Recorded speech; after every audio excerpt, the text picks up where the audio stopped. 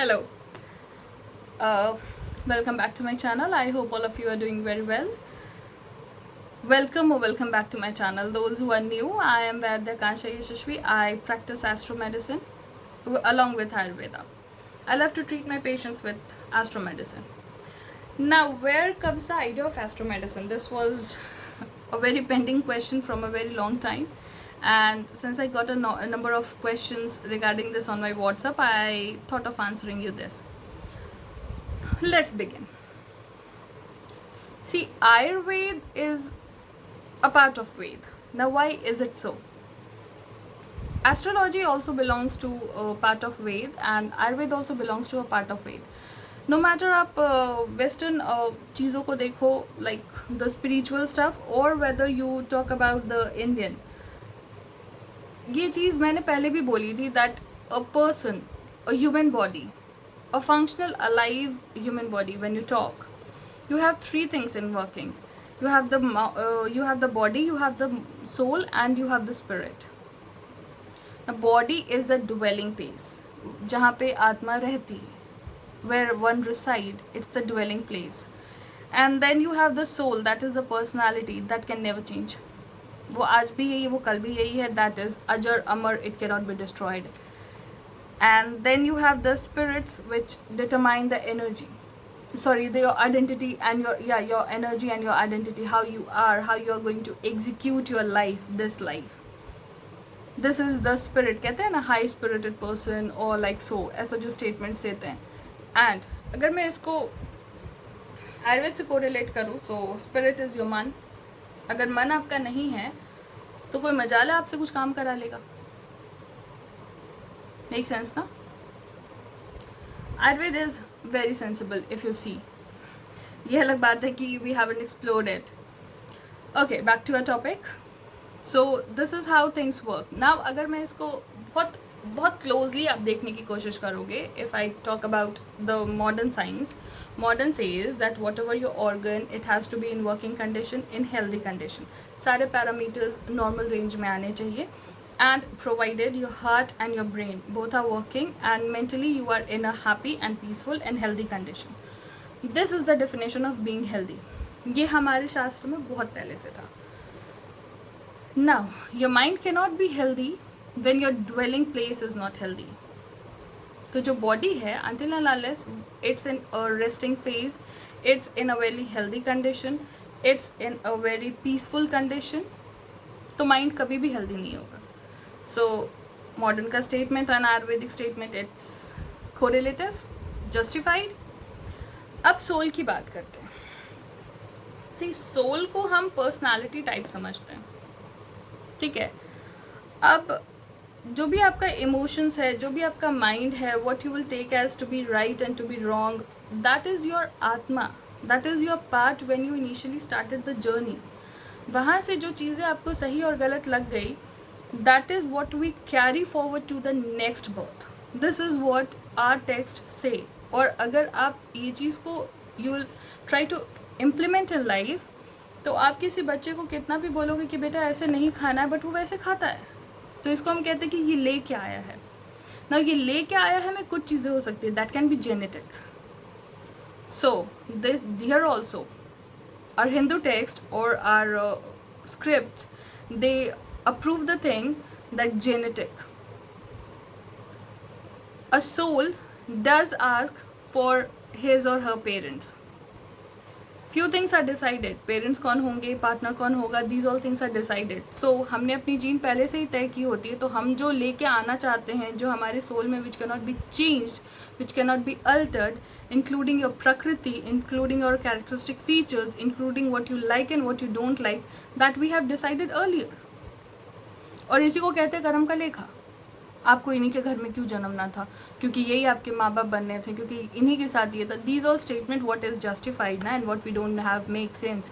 When you read about the scriptures, and also you will say that when a soul started its journey, it had itself decided कि किस body में उन्हें जाना है and when it has to do. इस birth में, इस दशा में जन्मना था, so depending upon that it will face whatever consequences it has to face. When you deeply think and analyze, it does make sense. It does. but we are not going to get into the astrology part, we are not going to dig in that, we are just going to talk about the astro-medicine part. तो हमें बात करनी थी depending upon what the body type और what the personality type it's going to be. Okay, अब अगर मैं बात करूँ ना इसको एस्ट्रो मेडिसिन से अगर मैं कोरिलेट करती हूँ, एक तो पहली बात ये थी, ठीक है.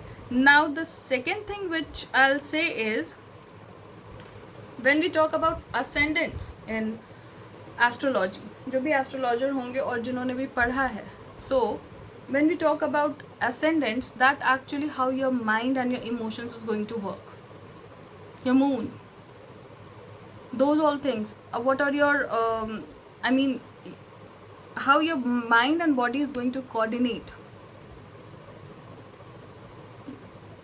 लग्न चार्ट इसलिए देखते हैं, that's very important, ठीक है. फर्स्ट हाउस लग्नेश, द फर्स्ट हाउस लॉर्ड लग्नेश उसी को कहते हैं. So where is this going to be placed. अगर 12 चार्ट्स को डिफाइन करो तो all the 12 parts correlate to different parts of your body. What are the things you are going to place, और उसका रफली कैलकुलेशन ऑफ किस समय में होगा. If you have any planets placed over there तो उसकी दशा में आपको ये प्रॉब्लम होगी, whether you have to go into surgery और that can be treated superficially, that you need to go into some chemical treatment or some natural treatment will do, or some occult science will help. These all things can be easily seen if you have those all charts and your birth date and time is very accurate. So ये दिख जाता है. And because your mind and body type can be easily assessed by your lagna, फिर आयुर्वेद के साथ correlation आ गया.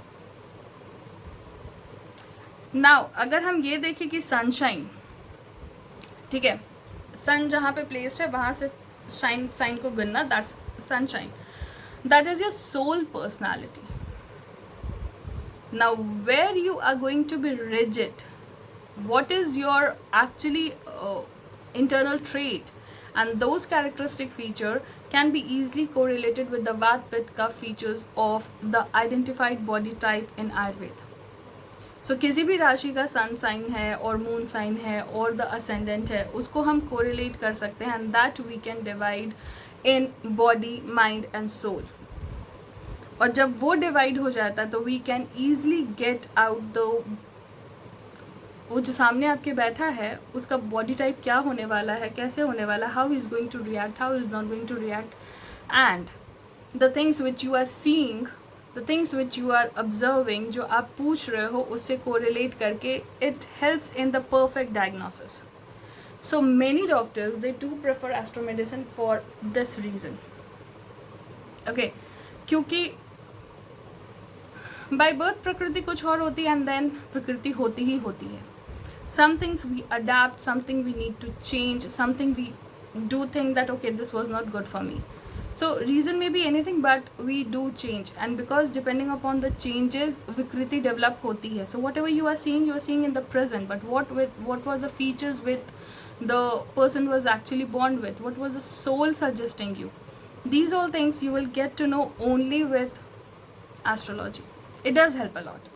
And when you get astrology chart in front of you, and if you can correlate all the 12 houses and the features and whatsoever, so you can make out a clear picture of what as a child the person was, what was the natural constitution or composition of the body of the person. Now when you know the natural of the person, आप abnormal को treat कर सकते हो. That becomes easy.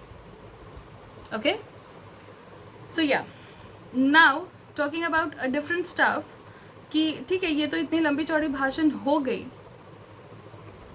But how do we actually make things into function. ठीक है, या if I put it in a very straightforward, ये चीज़ें तो हो गया कि body mind and soul, body mind and soul, ये एक्चुअली एग्जिस्टेंस में कैसे आता है. तो हम इवोल्यूशन ऑफ प्रकृति की बात करते हैं, हाउ दिस प्रकृति evolve. Now see, we have पुरुष which is conscious and which is actually subconscious, and then we have purush which is conscious, and then we have prakriti which is subconscious or unconscious. ये अपने कुछ नहीं है, but when combined with पुरुष ये काम करती है.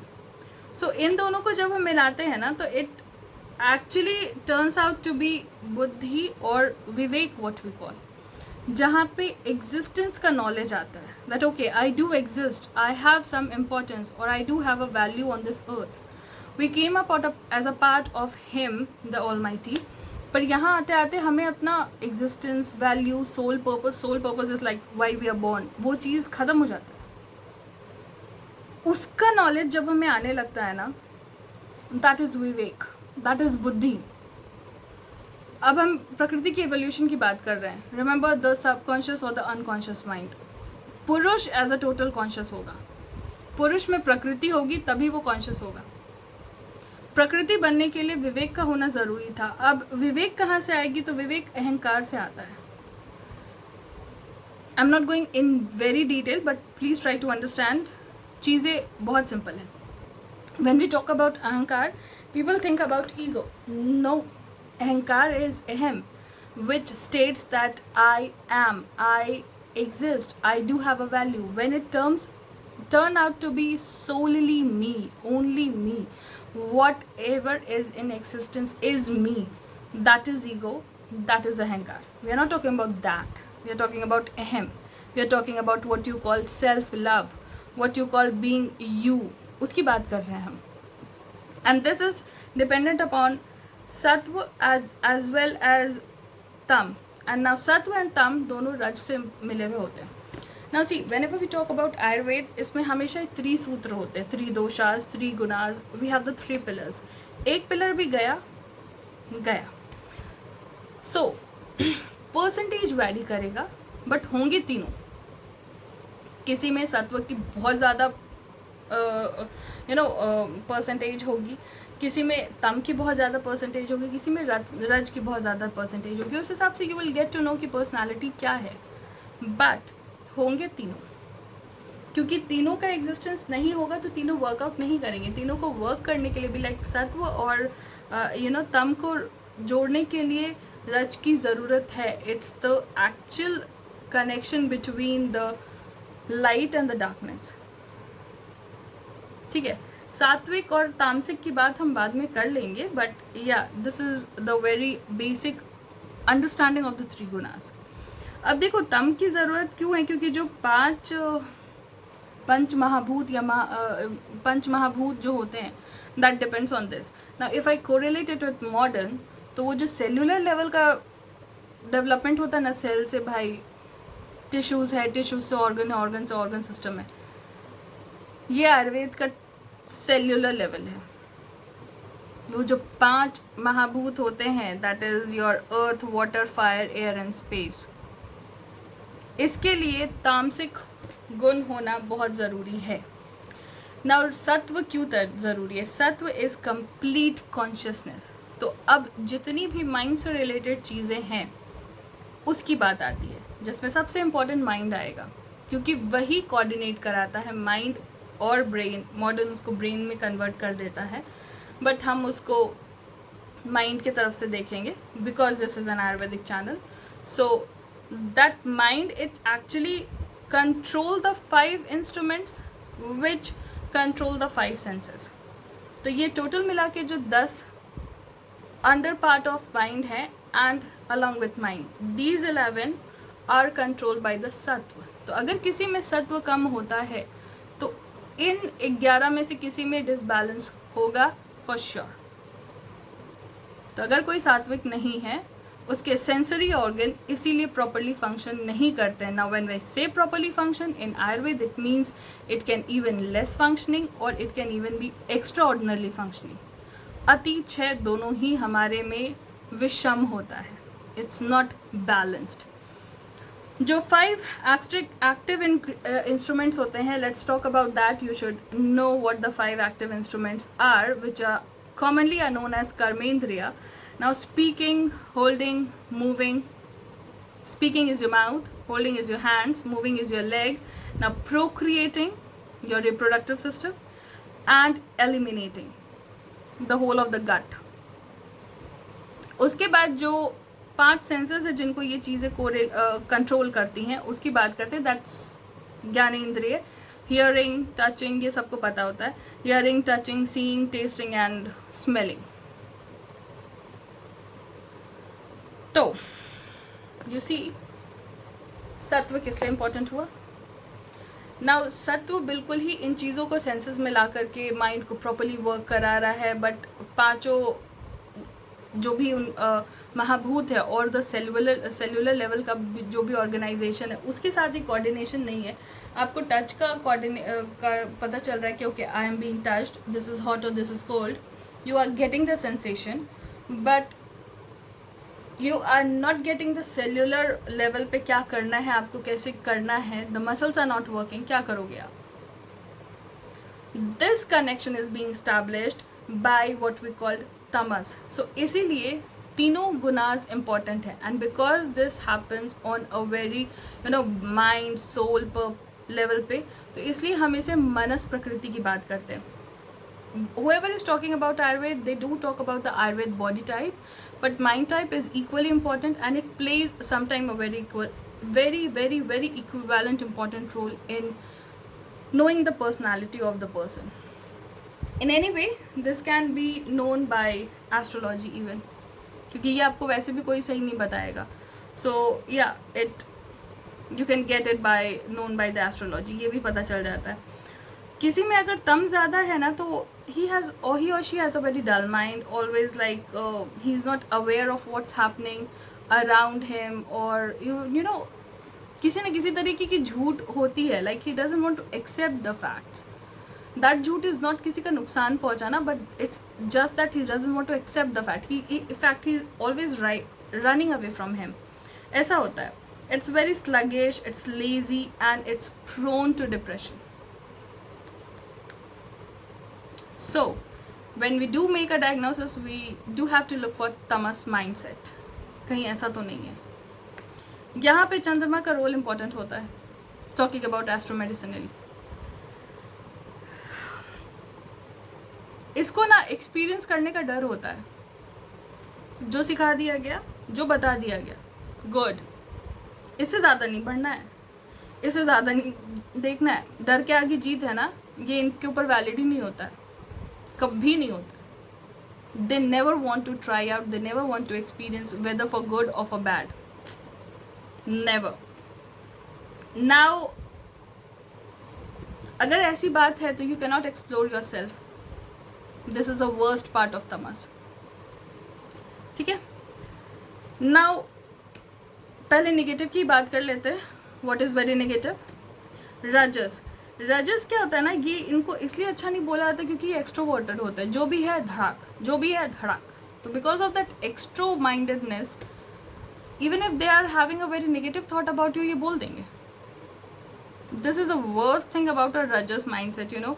एंड ये अपनी सेल्फ अवेयरनेस को इतना ज़्यादा खोल के रख देते हैं ना कि they are actually questionable in the society. And because of this इनमें फ्रस्ट्रेशन होगा, अग्रेशन होगा, they will get bored very easily, then you have anger, anxiety. कुछ भी अगर एक्सपीरियंस होता है ना, तो उसमें इतना इंटरप्रिटेशन लगा देते हैं that it leads to boredom. Now they do find some time accomplishing any task very difficult, but then if functional properly, रजस बहुत कुछ कर सकते हैं.